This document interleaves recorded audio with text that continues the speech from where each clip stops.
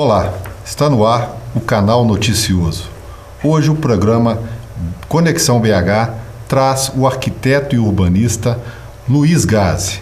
Luiz é arquiteto formado pela UFMG, ele é lá do escritório Oscar Ferreira, um famoso escritório aqui de Belo Horizonte, que já fez dezenas e centenas de prédios em várias partes de Belo Horizonte e do Brasil.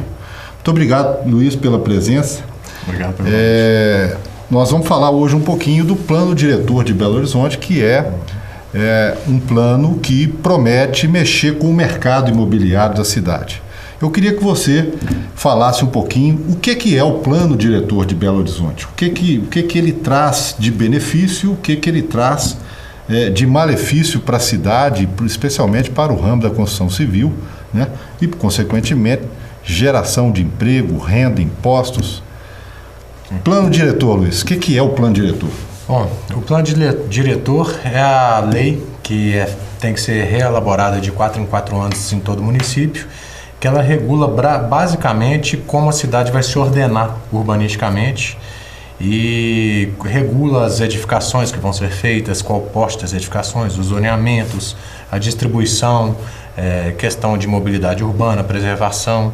Então ela tenta organizar a forma do município de funcionar daqui para frente. Isso aí. É um PL, né? Um projeto de lei que está tramitando na Câmara, já foi aprovado em primeiro turno e possivelmente lá para março, né, final de fevereiro e março, vai para o segundo turno e vira lei, né? Sim. Qual é esse PL? O que ele traz?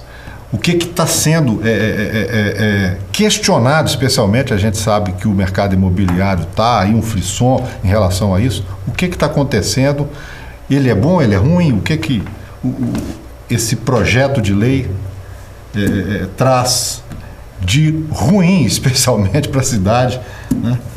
Bom, o ponto mais polêmico do plano é uma coisa que foi prevista desde o Estatuto das Cidades, que é baixar o potencial construtivo da cidade toda para 1.0. Então, todos os lotes que hoje podem ter construções maiores, porque o que acontece? Primeiro vamos explicar o que é o potencial construtivo. Todo lote tem um potencial construtivo que é quanto você pode construir naquele lote.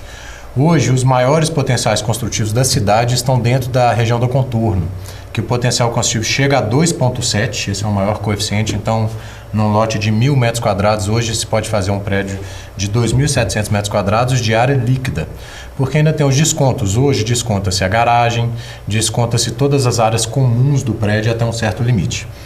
O que o plano pretende fazer? Ele vai baixar todo o potencial construtivo da cidade para 1.0 e vender esse potencial através de outorga para quem quiser construir acima deste limite de 1.0. O plano deixa muito claro, desde a introdução, desde todo o seu conceito, que o objetivo disso é reverter a mais-valia de valorização imobiliária dos terrenos, que vai ficar quem vai ser dona dessa mais-valia é o município. Basicamente, eles entendem que a terra urbana ela vale mais do que uma terra rural, porque foi feita em infraestrutura, asfalto, luz, toda a infraestrutura que valorizou esse lote. Mas e os impostos, Luiz? Nós já pagamos impostos. Esses impostos não são para isso, enfim? Exatamente. Esses impostos foram que pagaram todas essas infraestruturas. E hoje em dia, inclusive, quando você faz um loteamento, a pessoa que faz o loteamento acaba tendo que fazer toda essa infraestrutura, de toda forma, né? Então, mas esse é o conceito do plano, que é uma coisa de um viés muito mais político até, que é essa tentativa de distribuição de renda através de captação declarada, captar parte do patrimônio das pessoas para tentar distribuir isso de uma forma mais justa. Que é o grande questionamento do mercado. E mais do que se é justo ou se não é justo, o que o mercado tem reclamado é se é possível ou não é possível pagar uma taxa dessa forma e ainda assim manter viável um mercado imobiliário saudável na cidade. Traduzindo, Luiz, aquela família que tem um terreno, a vida inteira pagou pelo IPTU, pelo terreno, pelo potencial construtivo, né? E de repente ele quer fazer um prédio lá, né?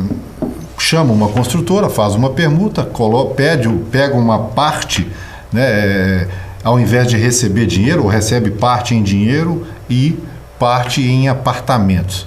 Isso está correndo risco de ser comprometido, não acontecer mais? Sim, com certeza. Uma das grandes questões é difícil porque quando a gente diz que vai dificultar empreendimentos imobiliários de serem feitos, a gente tem que entrar na matemática financeira, como que é feito, como que é concebido o empreendimento arquitetônico a ser feito na cidade. E a gente tem que chegar a explicar nesse nível, mas vão chegar lá que eu acho que é interessante explicar como é que funciona e por que isso dificulta. Basicamente, é muito comum que quando um empreendedor vai fazer um prédio, ele não compre o lote no dinheiro, ele compre o lote através de uma permuta. O que é isso? Ele combina com o proprietário do terreno que ele vai dar algumas unidades naquele prédio que vai ser feito em troca do terreno. Uma permuta saudável, que ela é viável no empreendimento, ela roda ela gira em torno de 20% do prédio que vai ser feito. Então, num prédio que se faz 10 unidades, se dá 2 unidades para o dono do terreno e com as outras 8 unidades, depois de comercializadas, você paga a obra do empreendimento todo e paga faz girar a conta. O que acontece? A prefeitura diz que quando ela colocar a cobrança dessa outorga onerosa, quando ela reverter essa mais-valia, ela pegar esse valor do lote, é um custo a mais que está sendo adicionado na construção. Então o mercado diz que os imóveis necessariamente finais vão ter que custar mais caro, porque esse valor vai ser repassado. A prefeitura Luiz, diz... apenas um detalhe. Mais-valia, esse negócio não soa socialismo? Como é que funciona isso? Porque a gente ouve falar mais-valia, eu acho que o nosso telespectador quer saber o que é mais-valia. Exatamente. A mais-valia era um termo utilizado pelo Karl Marx, explicando que, segundo ele, a valorização do produto que é feito através de uma produção deveria pertencer ao trabalhador e não à empresa, vamos dizer assim. E isso combina com um país capitalista? Pois é, não. Complicado. A gente sempre, toda vez que a gente entra nessa questão de justiça social, a gente sempre entra nessa questão que quem diz que uma medida dessa pode inviabilizar investimento, tirar emprego, tirar crescimento do país, que tira renda e que prejudica a vida de todos, pode ser taxado de ser um capitalista, um cara que, como se isso fosse negativo, né? Que coisa, hein? Alguém que está buscando... Como se gerar emprego, gerar impostos, impostos de trabalho, especialmente no caso da construção civil. Eu tenho notícias que os números da construção civil são números estarrecedores de desemprego. Nós temos... no estado de Minas Gerais, 130 mil desempregados na construção civil. Só na cidade de Belo Horizonte nós temos 60 mil trabalhadores da construção civil sem emprego. Isso esse plano diretor traz possibilidade de melhora nesse cenário ou piora? Piora. Inclusive, outro dado interessante é que naquela crise de camelôs que teve no centro da cidade, a prefeitura fez um levantamento e por volta de 85% dos camelôs que estavam no centro eram desempregados da construção civil que estavam tentando arrumar alguma forma de se sustentar. Ou seja, o mercado está combalido já, está passando pela maior crise dos últimos tempos, se não a maior de todos os tempos, a crise do mercado imobiliário, e é basicamente um custo a mais a se colocar num processo de produção que está super espremido, porque... Quando se pega o custo que está sendo a construção e o valor que se consegue vender no empreendimento final, a maioria não está sendo viável de se fazer. Luiz, esse projeto de lei foi feito em 2015 no governo Márcio Lacerda. Sim. Eu não me lembro o número do projeto. Também. 17, alguma coisa. Nós vamos informar já já. O PL atual é 1749. 1749. O PL 1749 foi feito no governo Márcio Lacerda em 2015. Havia... Em 2015, ainda resquícios positivos de um mercado superaquecido durante aquele período de 2008 a 2012 de alta da construção. Esse cenário mudou e o PL, ou seja, a proposta do plano diretor, continua. Foi feito, ele é tirado da 4ª Conferência de Política Urbana. né? Eu queria que você falasse um pouquinho disso para o nosso telespectador também, o que é a Conferência de Política Urbana e como é que ela se deu, em que circunstâncias ela se deu naquela ocasião, né? Ainda no governo Márcio Lacerda, e as consequências disso atualmente. A Conferência de Política Urbana, ela é o seguinte: o Executivo faz o projeto de lei, apresenta o projeto de lei na conferência, na conferência a sociedade civil é representada através do setor técnico, setor popular e setor empresarial. Na ocasião eu fui delegado do setor técnico. E eu também fui delegado representando a associação comercial naquela ocasião. E durante a conferência foi complicado, porque hoje a gente tem uma lei de uso do solo que ela foi modificada já 2 vezes. E esse projeto de lei substituiu completamente. Então a gente tem uma nova lei completamente diferente. E ela foi dada no próprio dia, passado rápido para a gente o projeto de lei. E a primeira questão que a gente teve na conferência, que a gente teve dificuldade de discutir os temas, é que dividiram os delegados por tema. Então a gente era sorteado. Por exemplo, eu caí no eixo de estruturação urbana, teve gente que caiu no eixo de meio ambiente.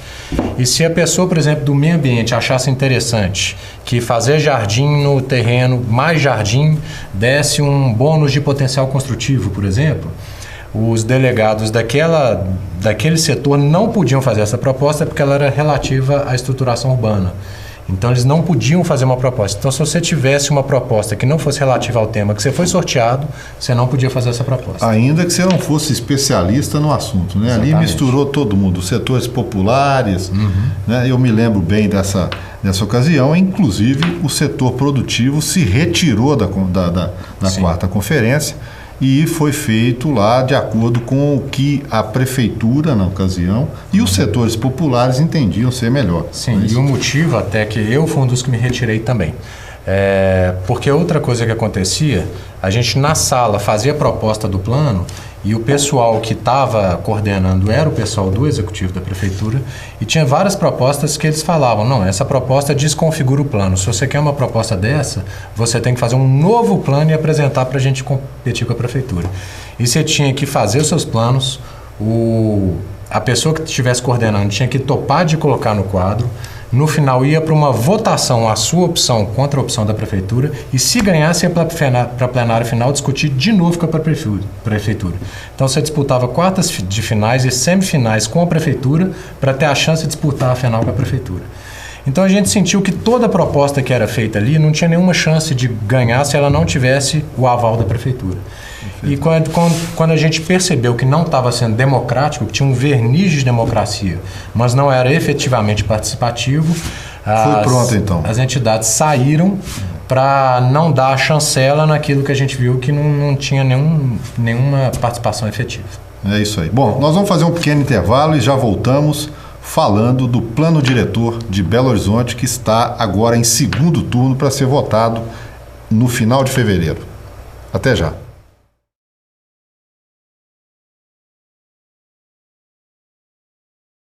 Estamos de volta aqui no canal Noticioso com o programa Conexão BH. Hoje entrevistando o arquiteto e urbanista Luiz Gazi, do escritório Oscar Ferreira Arquitetura. Luiz, no último bloco nós estávamos falando do confisco e do pagamento de uma outorga. Eu entendo isso como um confisco. Você tem um terreno, você tem o direito de construir o potencial de 2, 3 vezes o valor do terreno e de repente vem a prefeitura, confisca praticamente tudo, né? Porque quem tem 2,7, por exemplo, vai ficar com 1. Quem tem 3,7 vai ficar com 1. Né? Então ela confisca e depois ela te vende. Né? Se você quiser construir, você tem que pagar para a prefeitura para você construir aquele potencial vertical. Sim. Né? Como é que fica o mercado com isso, Luiz? Pois é, ele dificulta muito de viabilizar empreendimentos, porque quando você coloca uma taxa a mais a ser paga para a prefeitura, é uma taxa vultosa, é grande o valor, você adiciona um custo na construção. Dá um exemplo para a gente dessa taxa. Por exemplo, um terreno lá no bairro Esplanada, você tem lá 1.000 metros quadrados. Né? Hoje você poderia construir 3.700 metros? Vertical. O esplanado não necessariamente. É difícil de citar bairro, porque o mapa é tão complexo, são tantos mapas, mas vamos citar um número aqui, por exemplo, da ZCBH. A gente tem hoje um potencial de 2,7 com os descontos todos. Não dá para comparar um potencial de uma lei com a outra, porque você tem menos descontos, é um pouco diferente. Mas hoje você construiria um prédio grande. Chega na própria Savassi, que é um dos poucos lugares onde está tendo potencial aumentado, o potencial lá está realmente sendo aumentado, você sai do coeficiente de 1 e você tem que comprar para chegar até 5. O cálculo da outorga que está sendo proposta, curiosamente, em outro PL, que é o PL 1750, que ele ainda não foi votado. Então é uma observação que ele regulamenta o plano diretor, mas ele ainda não foi aprovado, não está sendo aprovado junto. Então tem um descompasso aí. Mas o plano que está proposto lá, o valor da outorga é valor venal do terreno vezes a área do terreno, ou seja, o valor do terreno, vezes uma fração, que é o valor a ser comprado dividido pelo valor praticado. Então, te dá um exemplo. Se você está chegando, partindo de 1,0, mas você consegue, com benefícios diferentes, chegar a 1,5. Para ser bem justo, você está saindo de 1,5 para chegar a 5. Você está comprando 3,5. Então, é 3,5 dividido por 5 vezes o seu valor do terreno. Então, é mais do que 50%, é por volta de 70 e poucos por cento do valor do seu terreno. Então, quer dizer que você vai ter que comprar seu terreno praticamente novamente da prefeitura para você construir o que já era direito seu. Exatamente. Isso me parece confisco, né? É uma coisa que a turma do direito aí vai poder falar. Nós vamos convidar depois o Kênio Pereira, que é um especialista no assunto, para falar. Outra coisa, Luiz, o que a prefeitura quer com isso? Por que ela está fazendo isso? Qual a intenção? Ou qual é a pseudo-intenção? Porque a gente está vendo que haverá aí uma debandada, tende a haver a debandada de construtoras para cidades. Nós já estamos assistindo isso em Nova Lima, lá no Vila da Serra, né? Eu outro dia estive no Vila da Serra e eu contei mais de 30 gruas. Para quem não sabe o que é uma grua, gruas são aqueles guindastes, né, enormes que se usam para construir arranha-céus. Eu contei umas 30 gruas lá em Nova Lima. Eu não vejo gruas em Belo Horizonte. A construção civil em Belo Horizonte está parada. Então, o que a prefeitura está querendo com tudo isso? A intenção dela é arrecadar para fazer as obras que acha interessante, principalmente de habitação social e saneamento. Existe o fundo, no plano existe o fundo para onde vai ser destinado esse recurso. E basicamente é habitação social e infraestrutura para as regiões mais carentes. O questionamento é que existem já outros instrumentos para isso. E existem até a cidade de São Paulo, por exemplo, que fez um plano semelhante. Quando implantou o plano, a arrecadação caiu. Porque nós já estamos tão estrangulados em relação ao pagamento de impostos que quando se aumenta uma cobrança, uma taxa, aquela discussão se é imposto ou não, é semântica, é um custo a ser adicionado. Quando se adiciona mais um custo a ser pago pela construção, você estrangula, você tem menos empreendimentos e assim você diminui a arrecadação. Então é um equívoco o que a prefeitura está fazendo, que inclusive a secretária que propôs isso em São Paulo e cuidou desse assunto em São Paulo é a mesma secretária, a Maria Caldas, secretária de Regulação Urbana, que veio de São Paulo implantar o mesmo plano em Belo Horizonte, não deu certo em São Paulo e ela está insistindo em implantar isso aqui em Belo Horizonte? Sim. E é interessante explicar um pouquinho do potencial construtivo também. Uma das coisas que torna o terreno caro é porque ele produz pouco. Quando você tem um terreno, você pegar lotes, por exemplo, em lugares que você tem 2 pavimentos inteiramente construídos, você já tem um potencial consumido ali de 2 vezes a área do terreno. Então, dificulta muito você substituir uma construção, porque o potencial que você pode fazer é basicamente o potencial que está lá. Então, isso dificulta a construção. Então, uma forma que haveria de se caber uma cobrança, de se caber uma taxa, é aumentar o potencial construtivo da cidade. Aí fica aquela grande questão, você vai aumentar o potencial construtivo para fazer prédios cada vez maiores, para caber um pagamento de uma taxa adicional à prefeitura? Eu acho que essa não é a melhor forma de se fazer um urbanismo. Existe um instrumento de pagamento de potencial construtivo, que é onde se faz operações urbanas, que aí é outra ferramenta, na verdade. Que acontece em Curitiba, em outras cidades. Exatamente. Recife, o Porto Maravilha no Rio, são exemplos de operações urbanas, que é lugares em que a prefeitura vende o potencial construtivo na Bolsa de Valores. Aí o pessoal compra o certificado do potencial construtivo, CEPAC, com isso a prefeitura capitaliza. Com esse capital, a prefeitura arruma o lugar, coloca metrô, parques, praças, arruma efetivamente o bairro, recupera o bairro. Perfeito. E aí gera um interesse de gente morar lá, e aí a pessoa que comprou o potencial construtivo lá atrás vende com lucro para se pôr em lugares onde tem potenciais altíssimos, extremamente verticalizados, que é lugares com infraestrutura. Mas é uma ferramenta de requalificação de espaço. E nela cabe um pagamento de um potencial construtivo, porque o potencial é tão alto que o terreno produz muito. E aí passa a ser viável na conta colocar uma cobrança de uma taxa dessa. Luiz, recentemente eu assisti uma palestra de um arquiteto, o Tiago Jardim, que é um pesquisador do IPEA, que fez um trabalho lá em Chicago, se não me falha a memória. Nós vamos trazer o Tiago aqui no programa. E o Tiago sustenta na tese dele de que as cidades adensadas, as cidades com um centro adensado, elas produzem mais, elas são melhores para viver do que aquelas cidades espraiadas, aquelas cidades que não têm muitos prédios, né? E o Tiago mostrou em números, mostrou matematicamente que essas cidades são muito mais produtivas. Você consegue investir em infraestrutura, o governo faz o que tem que ser feito, tem demanda para metrô, por exemplo, apenas para o nosso telespectador saber, 1 quilômetro de metrô custa 350 milhões de reais, né? E para construir é necessário ter demanda. Você é a favor das cidades verticalizadas? Eu acho interessante a cidade verticalizada. Ela diminui muito o custo de transporte. Porque se você tem uma cidade espalhada, você tem uma necessidade de transporte público espalhada pela cidade. À medida que você tem um centro muito denso, com muita gente vivendo e trabalhando dentro dele, as circulações podem ser feitas inclusive por outros modais, bicicleta, a pé. Então você tem um centro onde você tem os transportes públicos para chegarem ao centro, e dentro do centro é muito mais fácil a locomoção. Você tira o trânsito da via e passa para o elevador, né? Dentro da tese do Tiago, inclusive, no caso de Belo Horizonte, ele fez um estudo sobre Belo Horizonte, que esse plano diretor, dessa forma, empurra as populações de baixa renda para a periferia, né? Se o plano contemplasse a verticalização da cidade, aumentando o potencial construtivo, seria possível construir residências ou prédios, né? Prédios de apartamentos para pessoas de baixa renda. Confirma isso? Sim.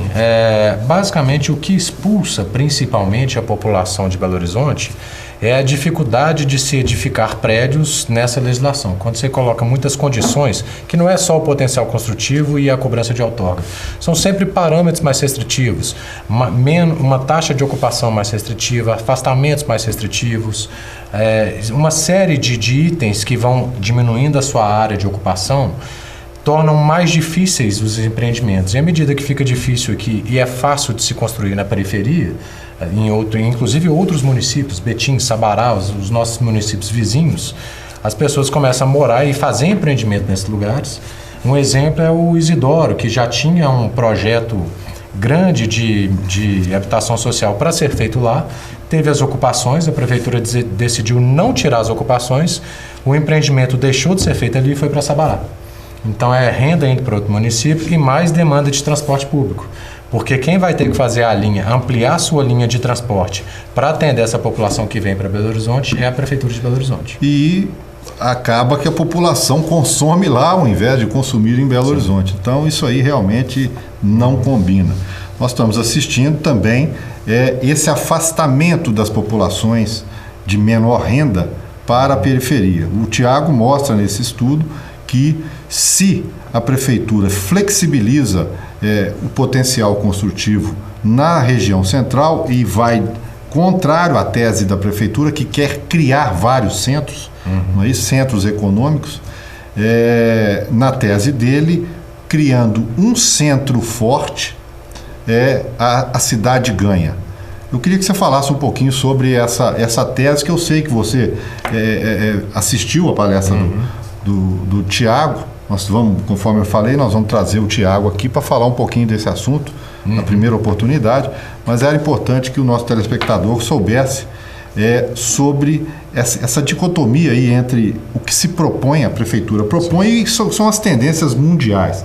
As cidades mais prósperas do mundo, né? E quando eu digo prósperas, são aquelas cidades que dão mais oportunidade, emprego, né? Em que a população tem acesso, né, a produção, a um emprego digno, enfim. Queria que você falasse um pouquinho sobre isso.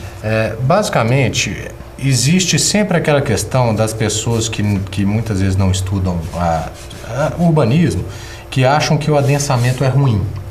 Na verdade, o adensamento ele é bom, porque você não consegue controlar o crescimento da cidade. Você consegue coordenar o crescimento da cidade. Se a cidade está crescendo, é porque tem gente indo para morar lá. Se você não permitir um adensamento, a cidade vai crescer para o lado. E você vai ter necessidade de mais transporte. O que é o raciocínio da prefeitura? A cidade está quebrada, está sem dinheiro, então eles vão adensar aonde já existem eixos de transporte público. Ou seja, não existe a intenção de aumentar vias, de aumentar linha de metrô, linha de ônibus. A intenção é aproveitar onde já tem a infraestrutura instalada para se adensar mais. O que é a grande questão disso?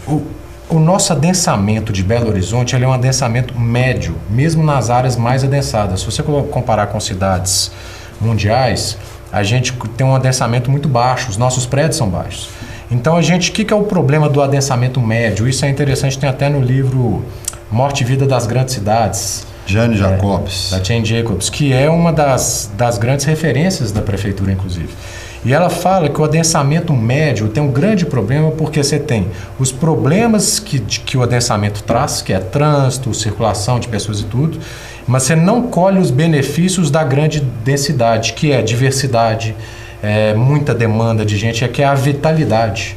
Então a gente está com um grau de adensamento que nos traz todos os malefícios do adensamento, que é transporte público, mas a gente não tem um nível de adensamento que traz receita para colocar transporte público eficiente, que nos traz diversidade, comércio com vitalidade, tanto que hoje é difícil de achar em Belo Horizonte, são muito pontuais os pontos que tem vitalidade, que tem gente na rua andando, a cidade está murcha, né?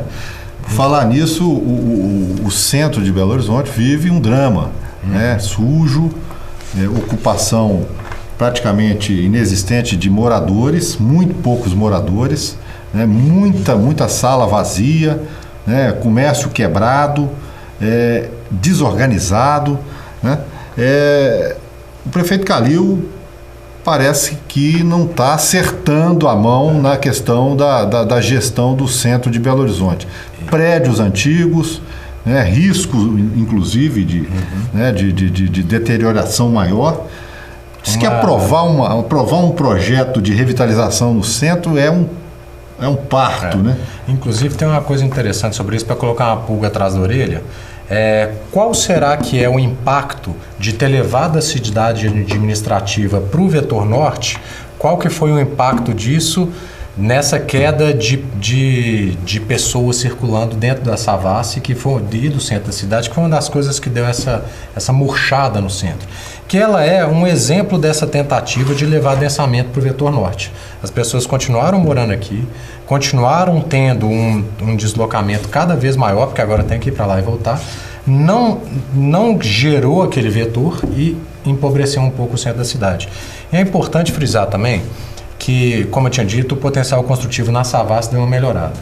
E tem alguns pontos da cidade, principalmente nesses corredores principais, que estão tendo seu adensamento, previsto um adensamento maior. Mas esses lugares têm um grande problema. O maior vetor de crescimento, que é o vetor norte, ele está impactado pela altimetria do aeroporto da Pampulha. Foi em 2015, a Aeronáutica aprovou uma norma nova de segurança, que é um cone de aproximação de aeronaves em relação ao aeroporto. Então, entrou uma altimetria restritiva em toda a região da cidade. Na verdade, a maior parte da cidade hoje existe uma restrição altimétrica por causa do aeroporto da Pampulha.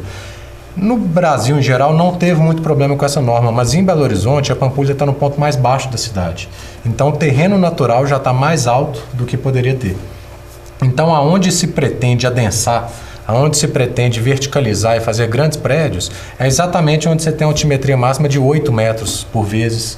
Tem lugares com altimetria zero, você não pode subir nada, e que você tem é onde pretende se adensar. Então, isso é uma das coisas que, para esse plano ser minimamente, eu não digo nem viável, mas para eles bater com o raciocínio da prefeitura, o aeroporto da Pampulha tem que ser tirado de lá. E é o discurso contrário da prefeitura, que quer reativar o aeroporto. Perfeitamente. Nós estamos chegando ao final e eu queria perguntar ao Tiago, ao Luiz. Luiz, Thiago ainda vem. Ainda vai vir. Quem ganha e quem perde com essa aprovação do plano diretor? As grandes construtoras, as pequenas, o dono de um imóvel que a vida inteira pagou IPTU ali, quem perde e quem ganha com essa história? Esse é um raciocínio interessante, que é o seguinte: como a gente disse, pagando pelo potencial, você consegue ter um potencial alto.